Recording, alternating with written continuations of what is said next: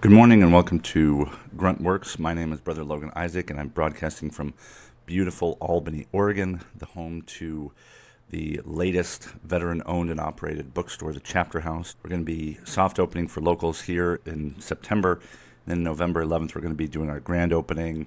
It's going to be the conclusion of GruntGod Season Pass, the re-release of God is a Grunt and More Good News for GIs and this paperback. So I hope you'll join us, but I say that at the top of this episode because this is going to be a really good one with Russell Johnson of the University of Chicago. Russell and I go way back. We met when I first started my first graduate theology degree at Duke, and we've been really close ever since. He's been an incredible conversation partner, sounding board, and just a super all-around great guy. And I say that because we're about to have a conversation about policing in America and how it relates to Joshua and the person, Joshua the son of Nun, and the book of Joshua, the sixth book of the Bible, the first book after Torah, or the Pentateuch, the first 5 books of the Bible. And Joshua is really important, not only because Christ is named after Joshua, and that's his anglicized name, there's no difference. Yehoshua in the Hebrew became Jesus in the Jesus in the Septuagint, the Greek Hebrew scriptures. And then in the 4th century, Jerome, when he was translating to Latin, said we need to differentiate between these two Joshuas. And so he makes it Jesu, and then we have Jesus ever since. But every time you say the Messiah's name, his name is Joshua. And that's a hard pill to swallow if you're progressive and you don't like the violence in the Bible.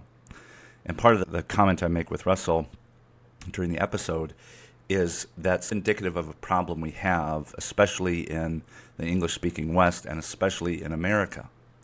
Joshua represents, it's not a historical document, it's a narrative myth, and I mean that not in the dismissive sense of it didn't happen, and it likely didn't happen the way it was described in Joshua, but in the positive sense in that this is what the Hebrews, the Israelites, they included this for a reason. In fact, Joshua and Judges are some of the earliest set, fully composed pieces of the Hebrew scriptures. So before we had Torah completely laid out, Joshua, Judges, Samuel, and Kings were compiled in an early form by the Deuteronomist, and it was one of the earliest set out pieces, and it begins with Joshua, Moses' assistant. Moses was another Arthur figure like Abraham before it was all written down. And so to look away from the book of Joshua is to ignore an integral part of the Hebrew witness before a watching world. And one of the things it does is that it's a people wrestling with how they acquired their own privilege. And so we talk about privilege and bias in this episode. We talk about, as white, heterosexual, normative, evangelical men, what does it mean to take our own complicity seriously? And that's something I had a lot of practice in as a veteran in an unpopular war, or a soldier in an unpopular war. And I talk a little bit about how some of the protests scared me. The Charlottesville or the post-Charlottesville protests were terrifying in a way for veterans because of how progressive America treated people who had fought in an unpopular and unjust war. So it's a really great episode, and I want to front load all the things you need to think about. The re-release of God is a Grunt, I didn't mention yet, but GruntCon, October 25th, it's going to be here in Albany. It'll be before the Chapter House officially launches, so if you want to check that out, check out GruntCon at PewPewHQ. It's there at the header. But all of this is swimming together in the lead up to Veterans Day, which is also Martin Mass, which is also my patron saint and the namesake of the community that I'm the director of education for, the Hospitality of St. Martin. So there's all kinds of goodies and Easter eggs in not just the episode, but also the serial I'm doing, re-releasing the podcast, convening this event. If anything that I've been doing interests you or excites your interest, come to GruntCon, come to Albany, check out the Chapter House, or go online. You can support us at bookshop.org. You can support us at libro.fm. You can even give us money on Venmo. And one of the things that's just been incredible is that the community here in Albany, the bookstores are almost entirely furnished. I already brought my own inventory. I'm getting more inventory daily. So it's very much the spirit-filled craftsmen who built the tabernacle that eventually would rest in Shiloh. And it's just awesome. And Russell is a part of my history, as have been Chris Haw and David Peters, and a number of the guests that we'll be hearing from in later episodes of GruntGod every single week until November 11th. We're going to go through the entire God is a Grunt book, chapter by chapter, and some chapters will have two. I'm happy to announce that Willie Jennings will be interviewed for my chapter on Ralph Abernathy and or the spitting image debate, which was like my addendum chapter after the second part.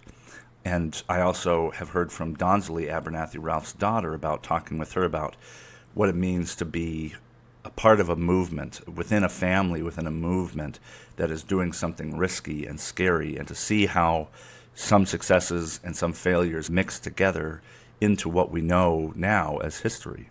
So anyway, Russell Johnson of the University of Chicago, here he is to join me in a conversation about Joshua and policing. I hope you'll listen.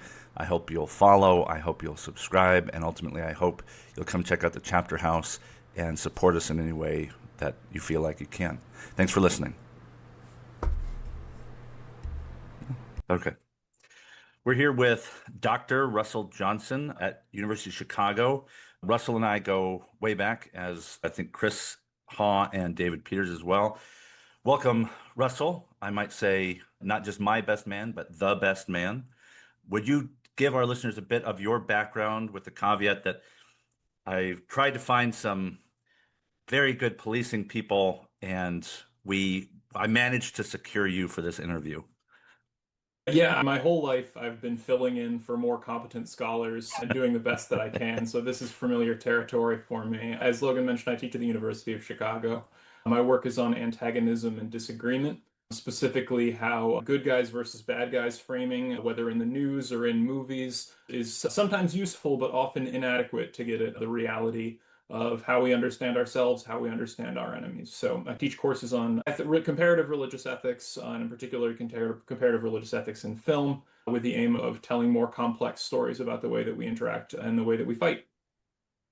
And it may be worth mentioning that you've been going to Mennonite churches, but would you say a little bit about your tradition, or at least where you found home within the institutional church?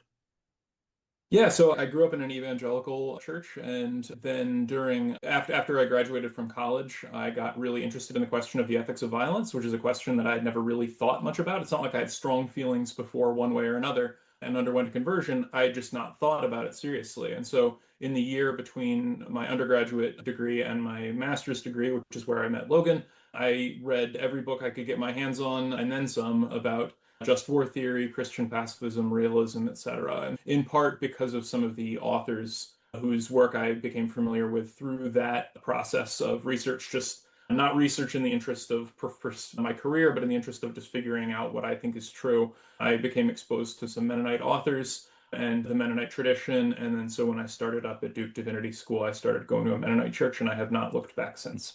And I think it's also worth mentioning your thesis at Chicago was on communication and social conflict. That's exactly right. And not just Okay. a thesis, a Oh, book yeah. that people can buy with green money, titled Beyond Civility in Social Conflict, Dialogue, Critique, and Religious Ethics. That book takes the nonviolent direct action tradition, Mohandas Gandhi, Martin Luther King Jr., Desmond Tutu, etc., and applies it to debates about civility and protest and polarization in civilizations like the contemporary United States. I should say, even though you can purchase it, it's a little bit expensive as It's a a library book, hardcover yeah. right now. So I recommend buying Logan's books instead in the meantime and waiting until mine comes out on paperback. So I think that actually, like, we're joking about you not being qualified, but in a very important sense, Joshua, I think, sits at a really important nexus point between not just because the book, I distinguish the book Joshua and the person Joshua, and I think that's important, but I also don't want to say they're separate. They're the same for a reason. And one of the things, I'll call it a lament, is that the violence question, what to do with it, has become such a turnoff for people who say they believe in the Bible or follow Jesus, whose anglicized last name is, or native tongue is anglicized Joshua. And I don't get into that too much in this chapter, more in the next one. But tell me a little bit about how, or in the book, the subtitle of the chapter is Joshua Policing and the Militia Day. And I wrote this in, what was it, 2021. We have George Floyd, we have Derek Chauvin, we have the protests that are going on across the country. And I talk about this motto, to serve and protect, because it strikes me that's not an illegitimate rendering of the human's responsibility in Genesis to abed and shamar, to serve, abed, or work, and shamar, which is to keep or protect. And Cain is, am I my brother's keeper, his shamar? And so it just, Joshua, I don't think is necessarily the best like archetype or foil for policing, but I do think that the military, if we're going to have constructive conversations about it, I think we have to, I think we're forced into a definition that expands the quote unquote military into police force, EMS, and all the different institutions that support human society to include, or maybe I should say to not exclude, mil armed force, armed service. But walk me through how much of your thesis and scholarship has been influenced by civility. What do you mean by that?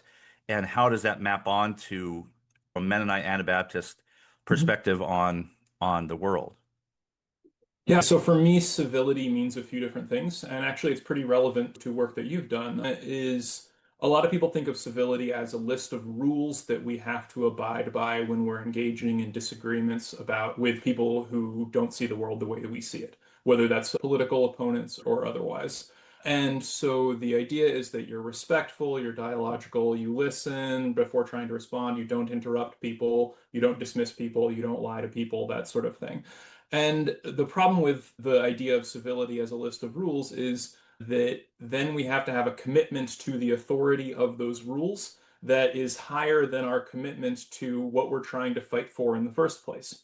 And as I argue in the book, like some of the rules of just war theory, it's hard to say, okay, we need to abide by these rules of morality when the choice that we feel like we're faced with is, okay, but if we don't fight our enemy the way they're currently fighting against us, then we're going to lose. Mm. And Yeah. so the justifications used for doing actions against the laws of war are often not because people are in any way cruel, but because they take a sort of utilitarian, the greatest good that we can achieve supersedes our commitment to abiding by various conventions and norms of what counts as just warfare. And I see that exact same pattern when I look at the ways people go about navigating political conflict. Of one of my favorite examples is Marco Rubio gave a speech in Congress about the importance of civility and respect in politics, and within a year he made a joke about Trump having a small penis.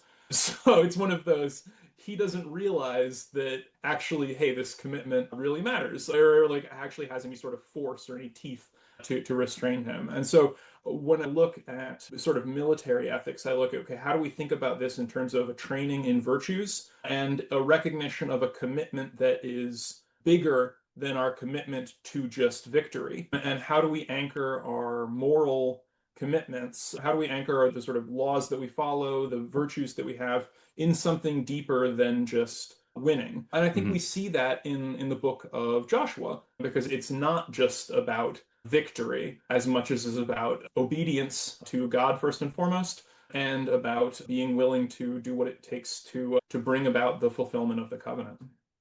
Yeah, and I think of my sense is that Joshua and judges by extension are so easily either abused or abandoned, but depending on your political affiliation. Progressives do not like to talk about it because it's a reminder of the cost of our own privilege. Like someone took this land, someone developed this land, and it wasn't the people that were found when we got here. And the Canaanite campaign, the military campaign in Canaan, has been described as genocide. It's been dismissed as like non-historical. And one of the things that I really find, one of the things I think we lose sight of is that we have what I think has been referred to as the arrogance of modernity. We forget that people really did not have the same perspective that we have now, whether that's the easy one to point to is like history was never or was not initially, here's this chronological series of provable events. It was how do we explain our own experience? And Yeah. we're going to have biases. Every single battle that was described in the Iron Age is like, we won, we totally destroyed the enemy. And that's so human. It's, of course, we're not going to get into how we messed up. And I see Joshua that not only is it the name of the Messiah, but that is particularly it. We have to grapple with the cost of our privilege. I was about to say freedom, and that's a very American kind of phrasing. But one of the things I hear that's intention for you is civility can also be quote unquote scare quotes. Civility can be used to quell dissent and it can be abandoned by those with power like Marco Rubio. What would you say to those who have less power and civility is this? I want civility, but you can take a short look at any of my websites and realize that's not my highest expectation. It's not my highest priority. Mhm. Civility is good, and I think you can be confrontational without being uncivil. But like, also, we're both white men, and I hear from a lot of other white men about how difficult it is to navigate this world where your skin color and your sex is being used as an excuse to not have to deal with who you are.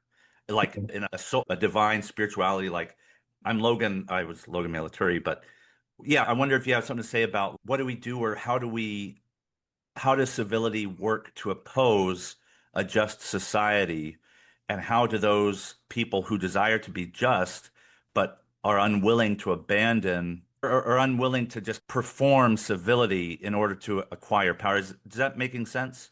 It does make sense. And this for me is where the tradition of nonviolent direct action comes in. Is for a lot of people in that tradition, what their arguments weren't rooted just in terms of morality, in terms of what are the rules that we should follow, how we should treat other people, but Mhm. in terms of their assessment of what would be the most effective method of bringing about social change. So Martin Luther King, for instance, said that he thought nonviolent direct action for his people was the only, not only the most moral, but also the most effective. And part of the reasoning I understand that is to challenge not just the people who you take to be your opponents, but to challenge the very ideologies, the stories they tell about themselves and about you. So an example I often give is Desmond Tutu in apartheid South Africa. He was making a case against the use of violence by people on his own side, on his own anti-apartheid side. And his argument was that whenever we use violence, especially in particular Black South Africans, part of what we're doing is we're feeding into the narrative that we are uncivilized and incapable of ruling ourselves. So, Mhm. ironically, the act of opposing the white Afrikaner oppressive government through violence, on one level, it is opposition, but on another level, it's feeding the justification they have in order to justify oppression and repression. And so for Tutu, nonviolence was a way of showing that things needed to change and that we weren't going to persist, and that apartheid didn't mean friendship, as one of the prime ministers of South Africa said it did. And so to push against the lie, but to do it more effectively because you're not just pushing against the people that you're opposing, but also against the logic that Giving rise that to it. Yeah. pervades. And so I'm hesitant to tell people to be more civil, but rather I want them to think about, okay, what actually brings about changes in the way people think. And sometimes our tendency is, oh, the firmest, most forceful, most one-sided, most dismissive rhetoric, that's what's really going to shake people out of their mindset. And maybe sometimes that's exactly what's needed, but we need to be circumspect, I think. Yeah. As Anabaptism is closest to your kind of central tradition, one of the difficulties I've found in trying to advocate for human dignity for military families is the retrenchment behind put it, I'll try and keep it NSFW or safer word.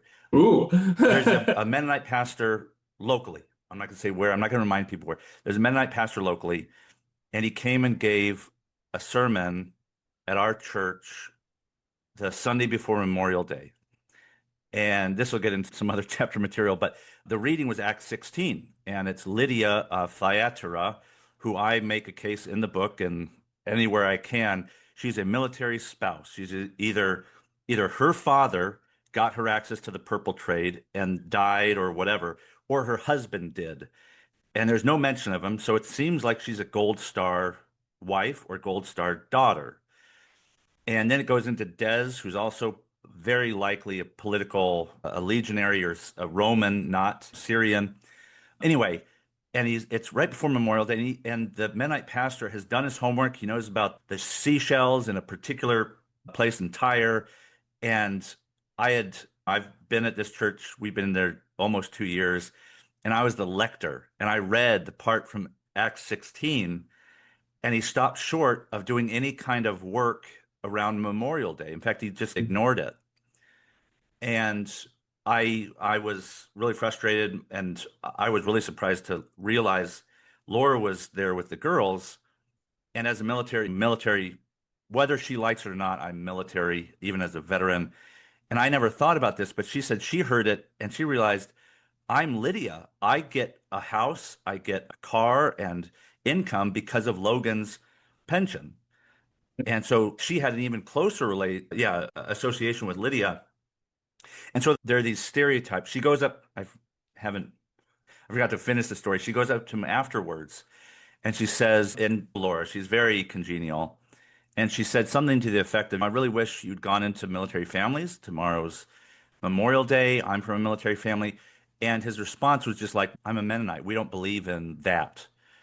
And Mennonites are not the only kind of denominational tradition that I know what I'm doing with military feels like I'm saying all soldiers are good, or that there's this jump to conclusions that the military is all one thing that I'm also trying to fight back against. But what's the danger, or how do pacifist imaginations, what do they need to flex to be more civil?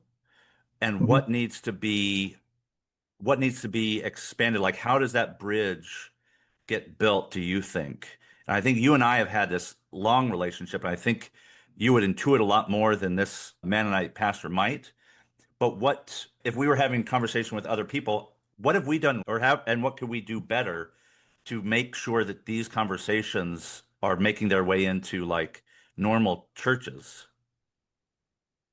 Well, I think one thing, and here again, I'm going to default to the nonviolent direct action tradition. A lot of the important work that's done in that is getting clarity on, while it is absolutely necessary to take a moral stand and to oppose what you take to be unjust or immoral activities, that should always be couched first and foremost within compassion for people for whom carrying out those activities seems like their only way forward.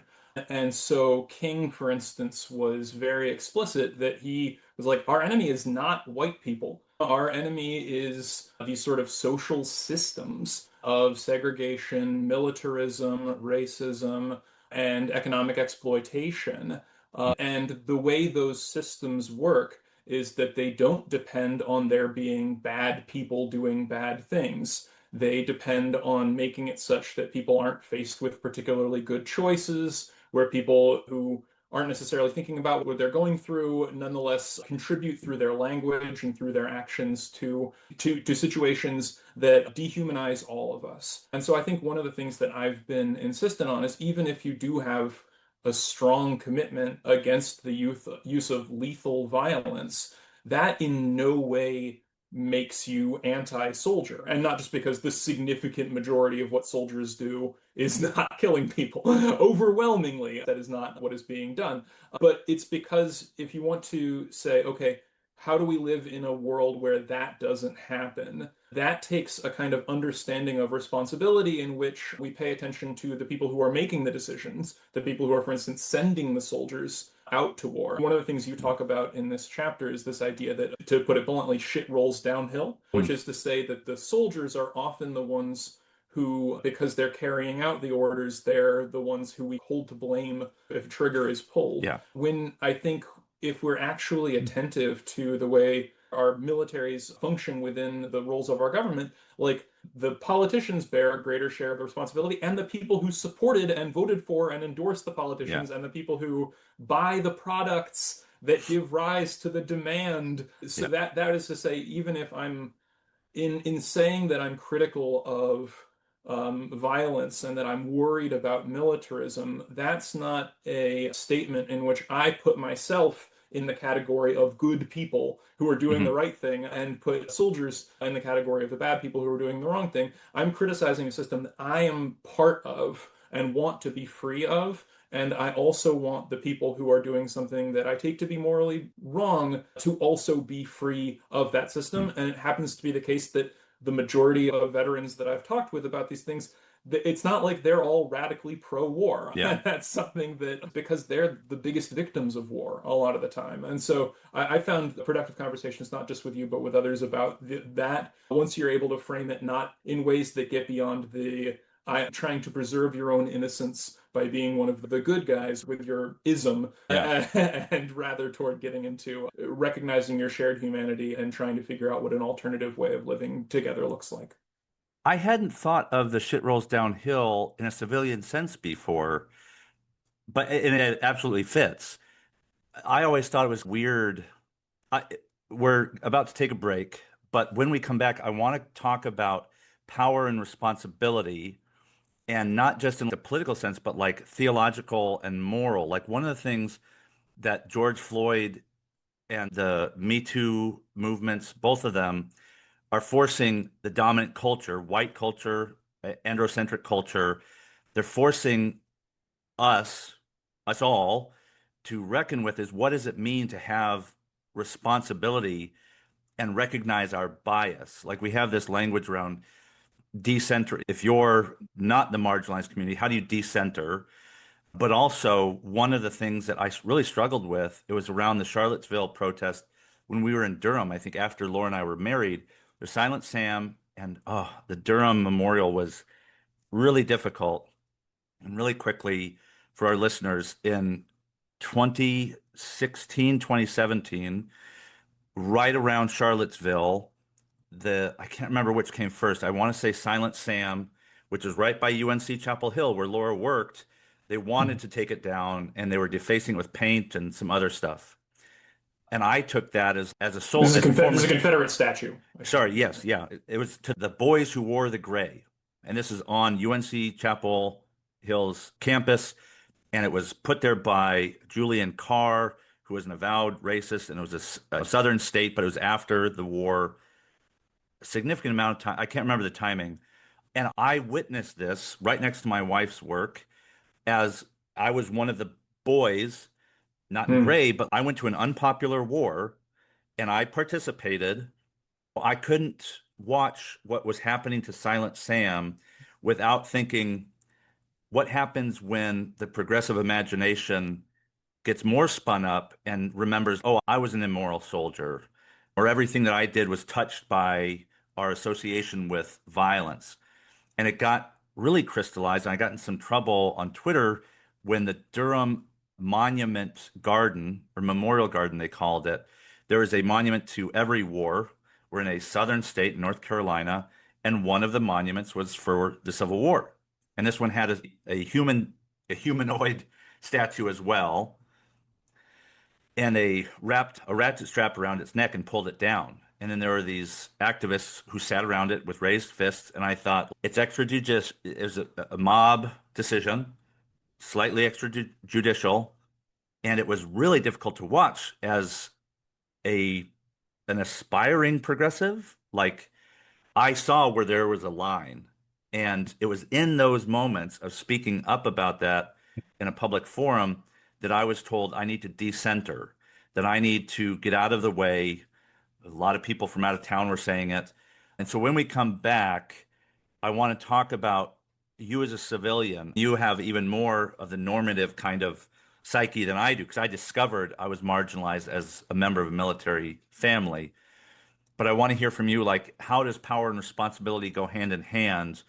And then how do we take that? And I want to get back in the Bible, or at least hermeneutics, thinking about what we do with this really difficult text. Are there ways of interpreting the text that are rejuvenating, if not difficult? So, since I was on my soapbox for a little while, I'll give you the floor before we head to break. But I wonder if you have some initial thoughts on that and power and responsibility. For me, one of the questions we should always be asking is what are the statements made by my actions or inactions? And so the question of should we tear this statue down or not? And how do we go about doing that? One of the questions is what messages does this act send and to what communities? And there's no way, it's impossible for human language or symbolic action to convey exactly what you intend to every person. But I think the best version of that action would be to say, hey, we are taking this down because what we are opposed to is this sort of lost cause racial imagination and the fact that this was put up years afterwards for these purposes of valorizing this sort of thing.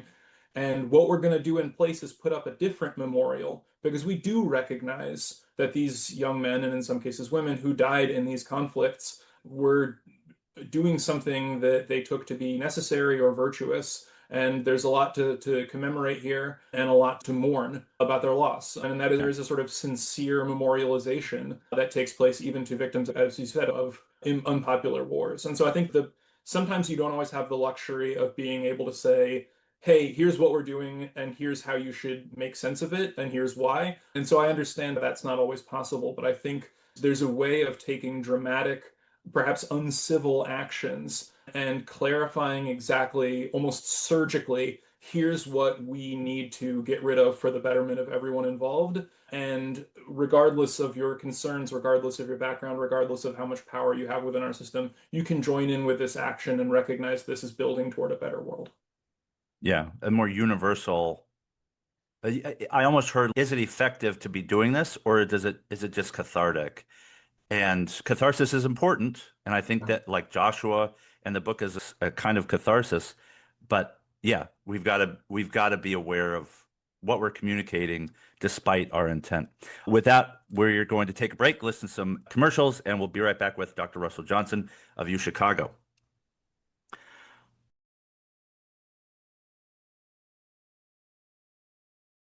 All right, we're back with Russell Johnson of the University of Chicago talking about Joshua, the book, and Joshua the man, and the phenomenon of policing. And I mentioned George Floyd and Me Too. I'm going to focus on George Floyd because I think it's more salient with policing.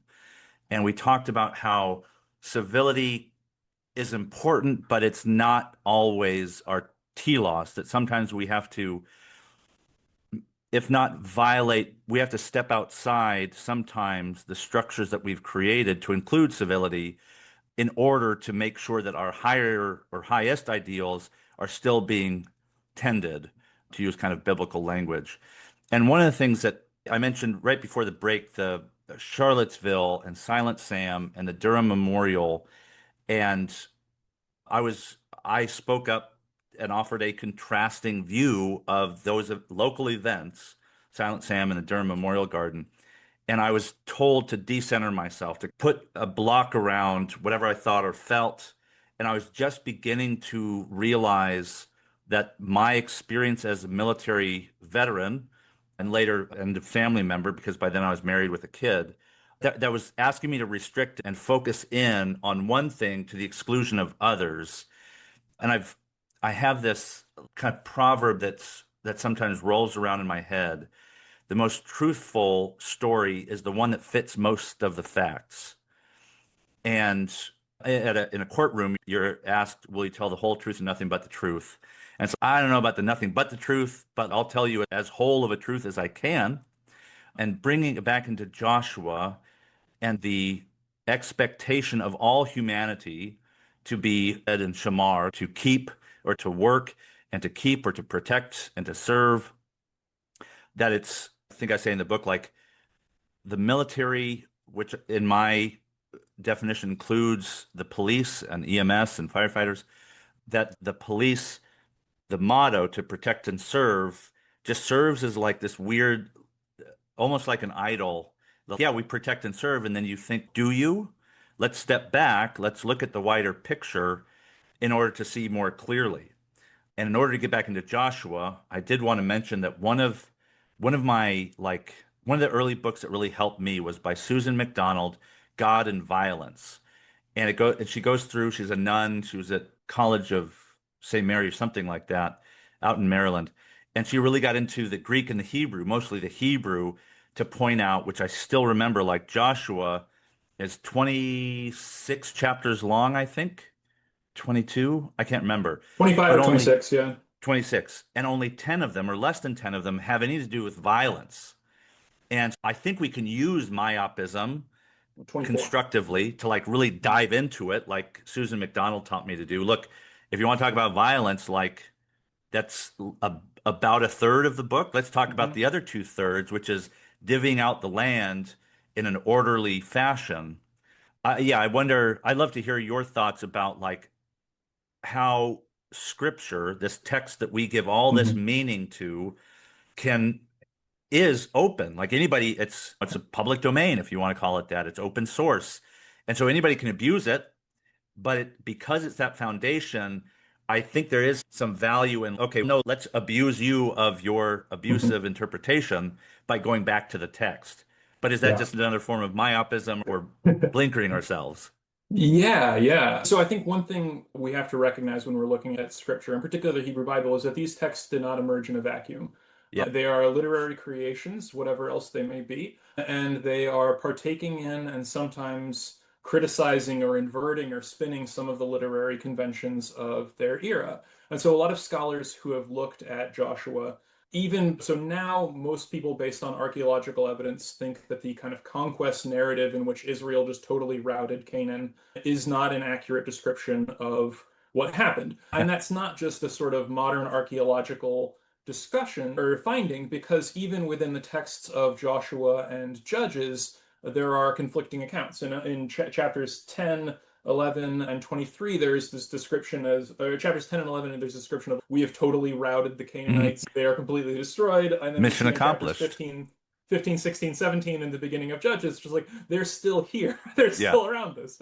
And so when it's not that we're smart and that we found this inconsistency and that the people who were editing and writing the book of Joshua did not know about it. This happens frequently in the Mhm. Bible when we get differing competing accounts that, and instead of trying to hide that or smooth over it, they're put side by side. And what that leads us to do is to think, okay, so if what this is not just a description of what happened historically, but something else, what is that something else? And I think that's also the case when it comes to the use of hyperbolic language. Because, like with reading the creation story in Genesis, you have to take it into consideration that when they say God created the sun, they are writing that within a context of ancient Near Eastern societies in which the sun was the god. Yeah, yeah, And it's not a text that's just saying, here's what we believe. It's a text that is using some of the same poetic conventions as its neighbors, but for a different purpose. And we yeah, find that with Joshua too, because the discussions, a lot of the tropes that we see in Joshua, including the sun standing still, including the falling of the walls, and in particular, the discussions of totally wiping out your opponents and exaggerating the size of battlefields and armies beyond what it would be have been yeah, practical were very common then. And it's worth noting, not necessarily uncommon now. We still talk about like the Seahawks totally slaughtered the Ravens. yeah, Like the Bengals absolutely annihilated the Patriots. yeah. So it's not that. So with Hmm. that in mind, when we see how this within the ancient Near Eastern context is partaking in some of the same conventions, but spinning them in a different direction, we have to ask, okay, what is it drawing our attention to? What makes it different?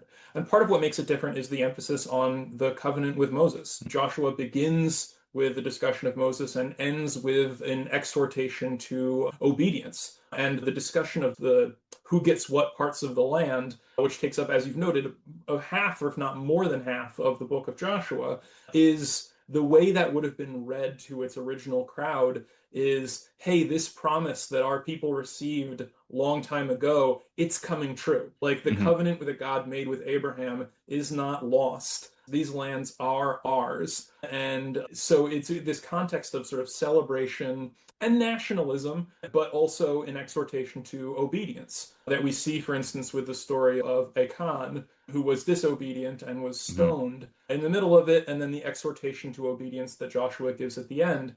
There is this sense of it's reinforcing lots of aspect. It's not just saying here's how the battle was won. It's saying here's who we are as a people, here's what kind of Hmm. God our God is, who fulfills the promises that God makes, and here's what we need to do in order to keep living into our side of the covenant through obedience, compassion, and being willing to recognize goodness in other people when we see it, like the story of Rahab, but also being willing to be set apart and to not fall into the same idolatrous patterns as our neighbors. So I think that those are some of Yeah. the aspects of Joshua that really jump out to me when you put it in that conversation. Yeah, and one of the things I think we miss, especially if you're brought up evangelical, like we take for granted the Bible just has always existed, but most likely Joshua was written at the time, almost certainly at the time of the United Kingdom at the earliest. And this is a people trying to make sense of their past. And there's different scholars that date the different major compositions differently, but like the discovery of the Book of the Law under Josiah and it likely being Deuteronomy and possibly most of the Deuteronomic literature to include Joshua and Judges, like Joshua is a main feature in Joshua and the very beginning of Judges. But in the end of Torah with Deuteronomy, he's Moses' assistant, and Moses is the big star that Joshua gets to do all these things is a way of explaining events that have already happened. And there's a I won't name who it was, but I there's a couple of resources I really love on the Bible. And I'm me, I always go in and look like veteran, soldier, war, military, and see what they have to say. And this particular resource didn't have very much. And the main person said at the beginning of one of these episodes, Joshua makes me really uncomfortable. And I don't want to do this podcast or I don't want to do this section thingy. And I kept listening, but I really didn't want to because it felt like an abdication of responsibility. And it felt like my community, military families, I'm probably an outlier. I don't think very many people are going to go through 3 years of formal educational theological training after their service. They're probably going to get a job and settle down. And theologians, they're not police, but like they have a responsibility. And I want to keep in constant mind policing. And in the book, I talk about this motto to serve and protect. The Los Angeles police force, as I write in the book, has somebody they've said came up with that motto, one of their detectives from the 50s. And then later, after his death, his daughter came out and said, actually, it was my mom. It was around the Hmm. dinner table, and my mom brought it up, and my dad took it to work, and that's fine, whatever. And when Rodney King was beaten in the 90s, she wrote an article in Variety or something saying, look, they've abandoned their motto. They've abdicated their responsibility. And I mentioned before the break, I want to talk about power and responsibility because I found myself, and I was kicked out. Language is tricky, but I'm going to say I basically got pushed out of the military because I refused to carry a weapon. But I also didn't ask for discharge. The part of the reason for that is I'm encountering Yoder and Tolstoy on active duty shortly after a combat deployment.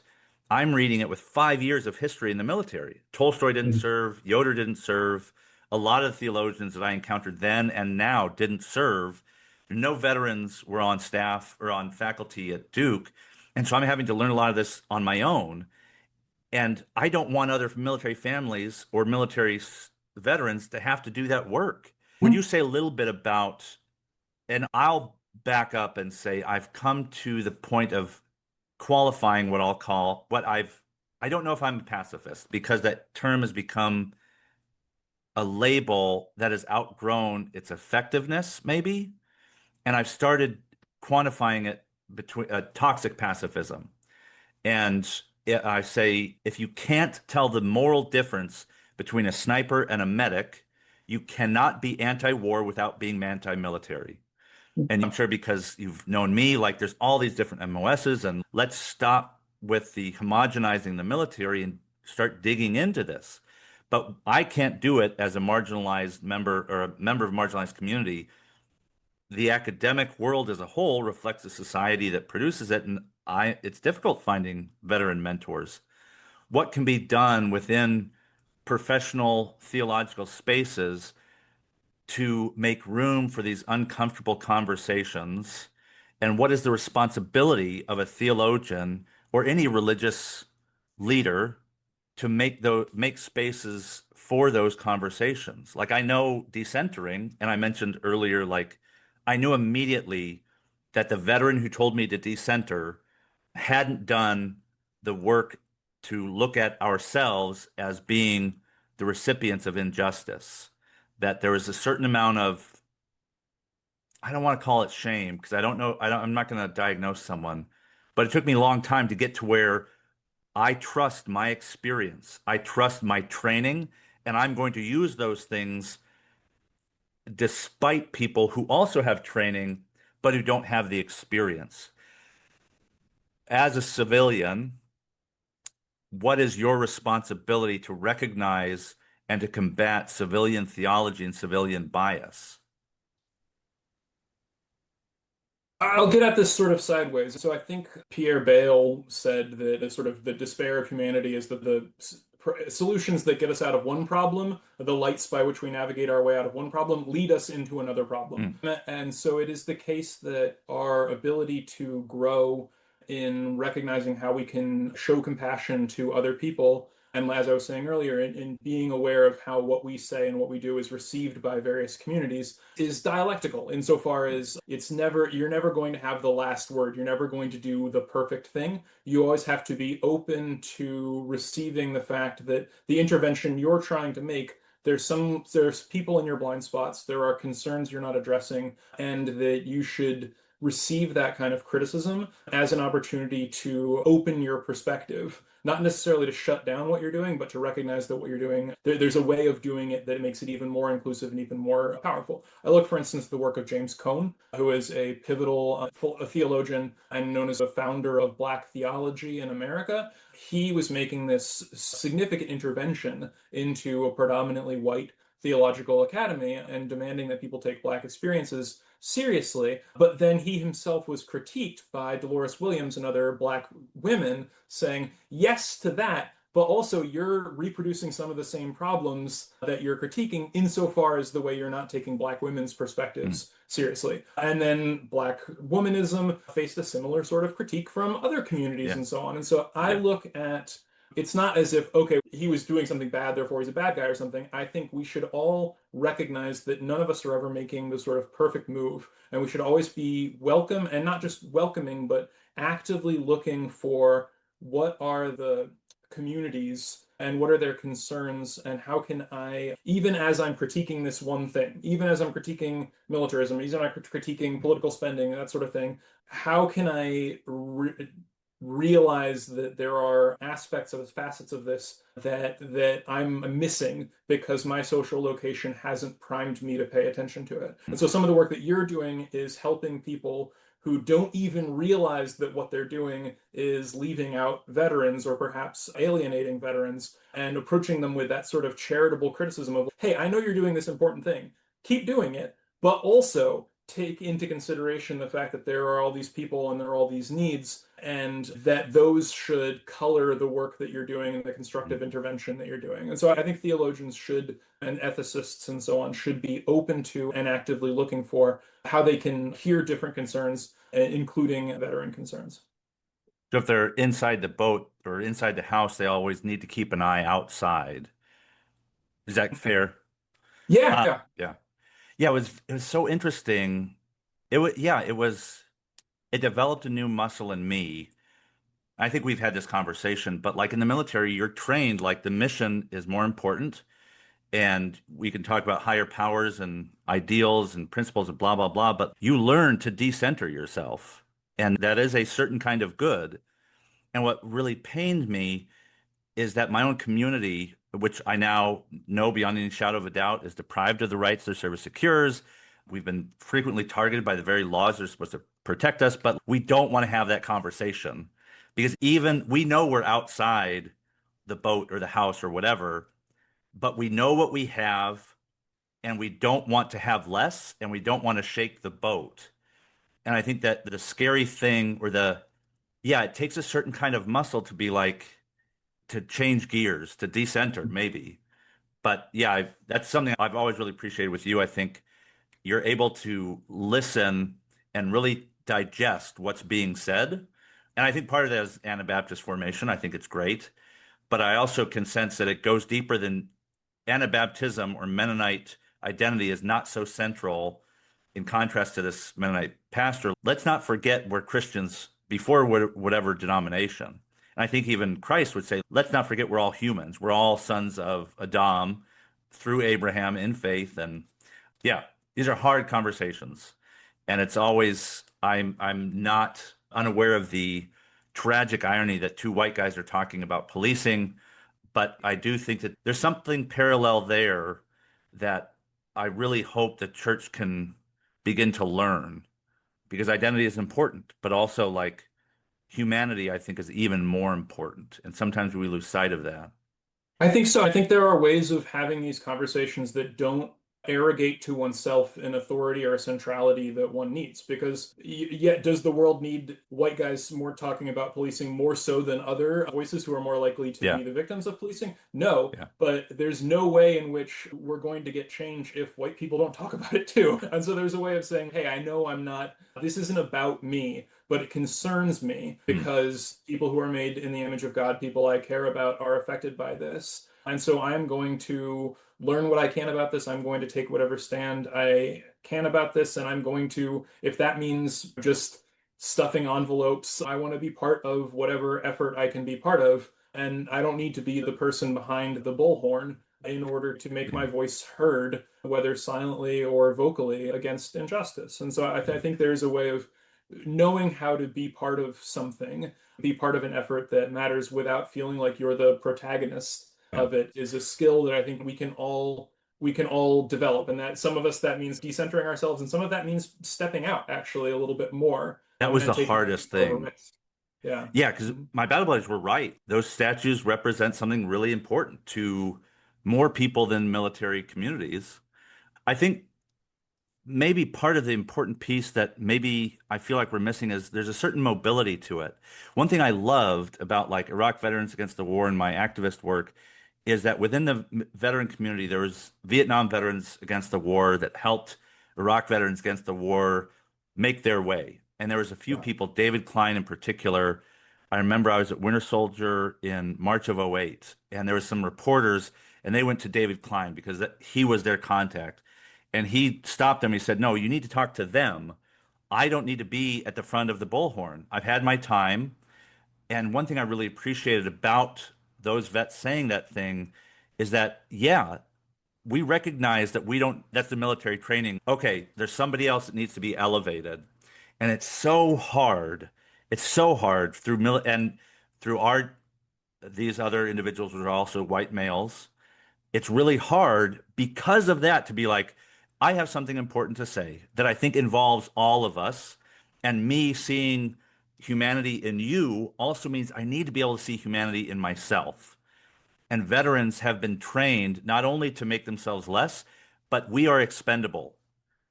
And there's something of goodness wrapped up in that, being willing to sacrifice for yourself for a greater good. That is a good, but Yeah. we have 17 suicides a day. There's Mhm. something, there's some amount of mobility that we're missing, like maybe moral mobility. Because I think of Mhm. like bridges, and I think you're aware of a lot of the difficulty I've had. And maybe I've used this line or I've shared this line with you before, but we're so quick to say, "Oh, don't burn bridges." But a lot of my experience is not that's not entirely fair. If I have less privilege than somebody else, and that collapses, or if the bridge retracts at the first sign of adversity, that's a defense mechanism. You can't burn drawbridges.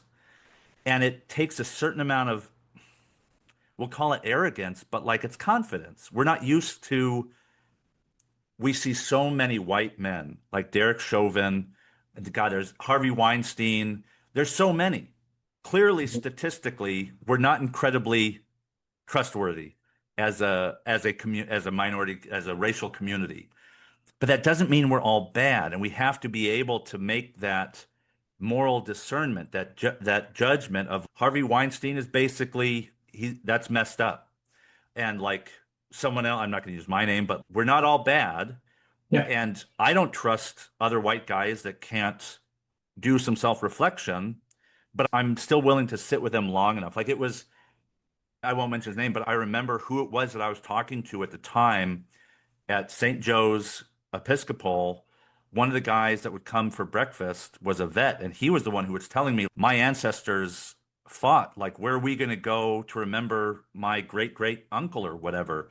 And he was also the guy that pointed out like the five slaves law or something. But if we want to talk about power and social context, slave owners were less likely to be in uniform. So when we say Mhm. the boys in blue, we're not talking about plantation owners and the rest. We're talking about, there's this viral clip some time ago, a white guy, I don't know if he was holding a Confederate flag, I don't remember, but he said, "Do you know how much a slave cost?"